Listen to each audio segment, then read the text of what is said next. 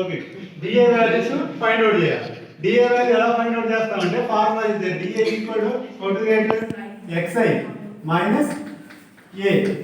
Okay DA means deviation. మనం deviation value find out చేస్తాం.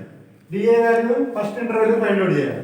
First xi value ఎంత ఇక్కడ 17.5 minus a.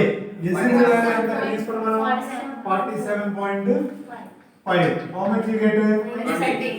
Minus 30. Here minus value more, so minus you get. Okay, 47.5. 17.5. 0, 0, 30. Minus 30 you get. So minus 30. Next one. Xi value first you write.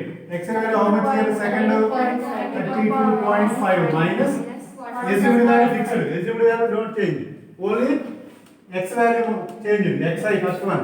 Xi means individual first value, second, third, fourth. Okay, second one 32.5 minus assumed value 47.5. Now substitute minus value more value. How much you get? Minus 50.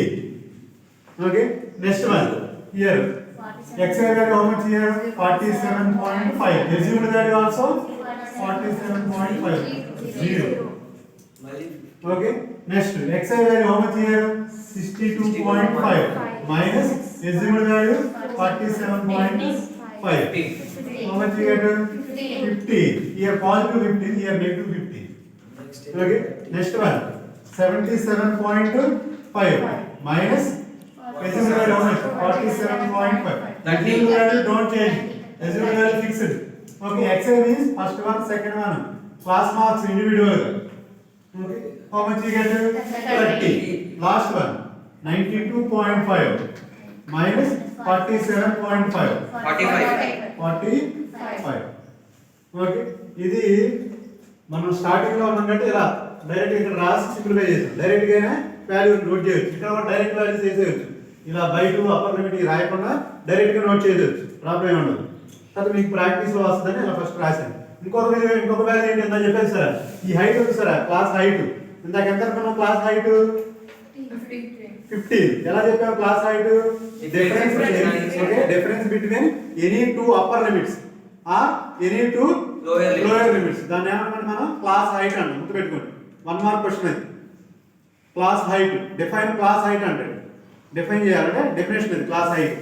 Okay, class height ఎలా define చేస్తామంటే ఎలా చెప్తాను?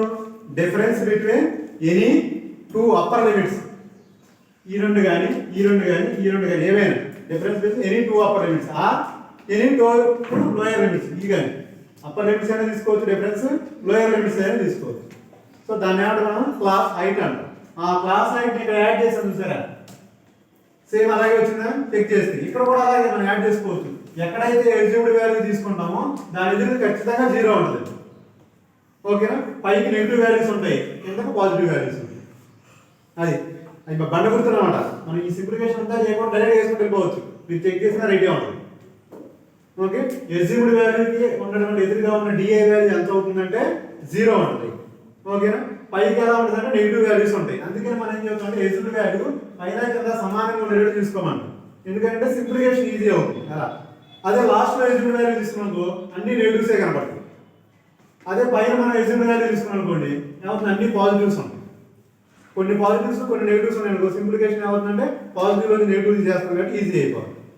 Okay, కొన్నిసార్లు frequency highest value పెద్దది ఉంటుంది sir, రెండింటికి పెద్ద ఒకటే ఉంటుంది సార్. ఫ్రీక్వెన్సీ వాల్యూ నోడి ఇక్కడ మన ఫ్రీక్వెన్సీ వాల్యూస్ క్లాస్ ఇంటర్వెల్స్ ఉంటే అది ఏ మెథడ్ అనేది మన ఇష్టం సెలెక్ట్ చేసుకునేది. ఓకే, అక్కడ పర్టికులర్ గా ఈ మెథడ్లో చేయండి అంటే ఆ మెథడే చేయాలి. ఏ మెథడ్ వాడు మెన్షన్ చేయలేదు అనుకోండి క్వశ్చన్లో, మన ఇష్టం ఏ మెథడ్ అయినా చేయొచ్చు. మరి ఎలా సెలెక్ట్ చేసుకుంటాం అంటే ఇచ్చిన వాల్యూస్ స్మాల్ వాల్యూస్ అయితే డైరెక్ట్ మెథడ్.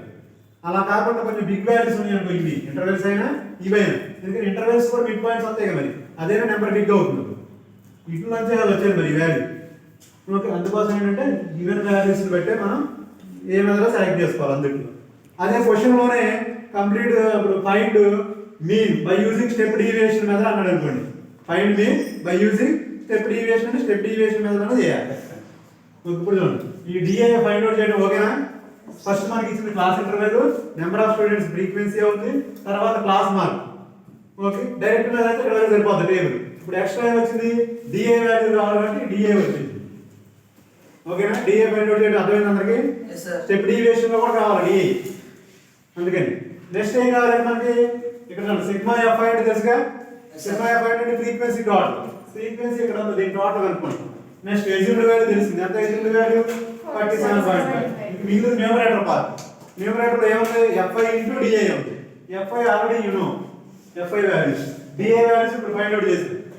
ఎఫ్ఐ వాల్యూస్ అంటే ఫ్రీక్వెన్సీ వాల్యూస్ గివెన్ లోనే ఉన్నాయి, డిఏ వాల్యూస్ ఫైండ్ అవుట్ చేసింది. సో ఈ రెండింటిని మల్టిప్లై చేయండి, ఎఫ్ఐ ఇంటూ డిఏ మల్టిప్లై చేసి సింప్లిఫై చేయండి.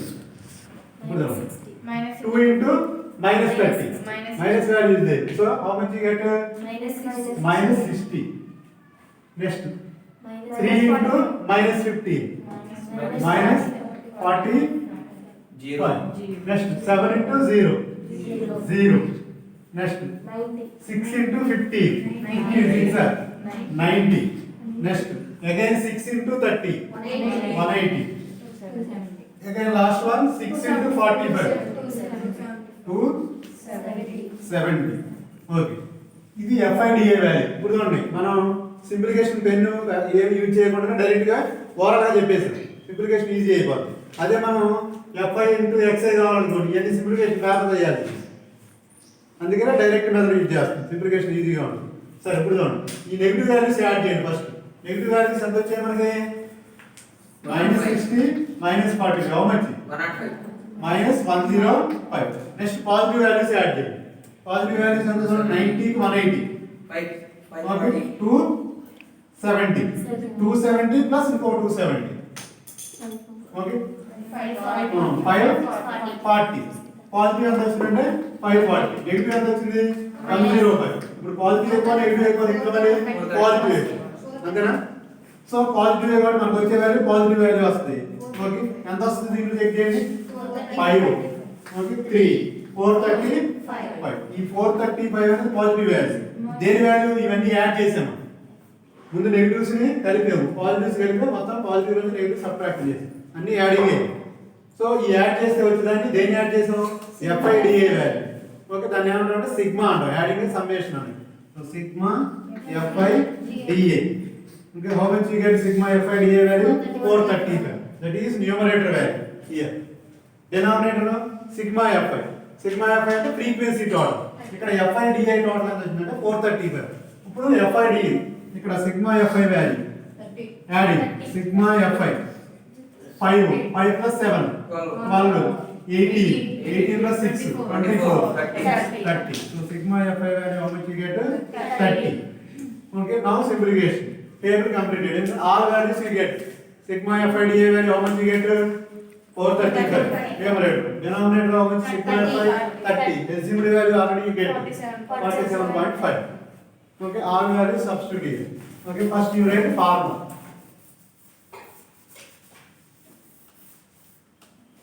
Mean x bar equal to a plus sigma FI dA by sigma FI. First A you write. A means how much? What? Decimal value. Decimal value how much? 47.5. FI means what? Frequency. Okay, FI into DA. Okay, first you write DA. అంటే ఈ formula మనం explain చేయాలి ఆ terms ని. Okay FI అంటే frequency. Okay DA means deviation. Deviation ఎలా find out చేసాం? xi minus a. A already here right. xi means class mark or another name also there. Class mark or mid value. Okay. Marks. I means number of it. Okay, next sigma fi into da. ఏం చేస్తుంది ఇది? Product అనేది fi into da. Product of ఏంటి? FIDA. F అంటే ఏంటిది? Frequency. D అంటే deviation. So fi into da ఏమవచ్చు?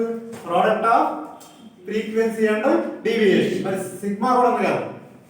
Okay FIDA. FIDA అంటే ఏం రాయొచ్చు మనం? ప్రోడక్ట్. ప్రోడక్ట్ అంటే మల్టిప్లికేషన్. దేనిని ప్రోడక్ట్ చేసాము? ఫ్రీక్వెన్సీని డీవియేషన్. అలా ప్రోడక్ట్ చేసాక మళ్ళీ ఏం చేసాం? కింద యాడ్ చేసాం. So sum of the okay, sum of product of frequency and deviation. Okay, or FIDA equal to product of frequency and deviation.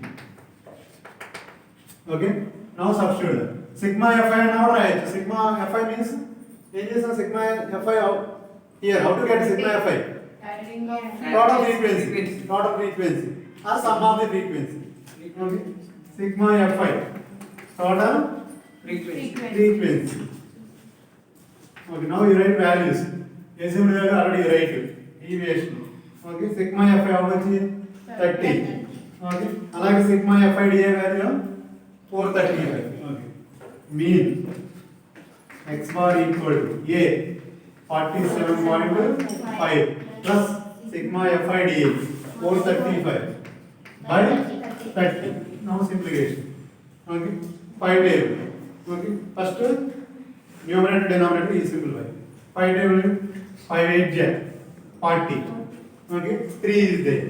5 7 35. Here 6. 5 6 30. Now 6 table. Okay, 47.5 plus 6 table 6 1 okay, 6 2 okay. 6 2 6 1 6 again also 6 1 6 1 about 27 అంటే 6 table 4 sir.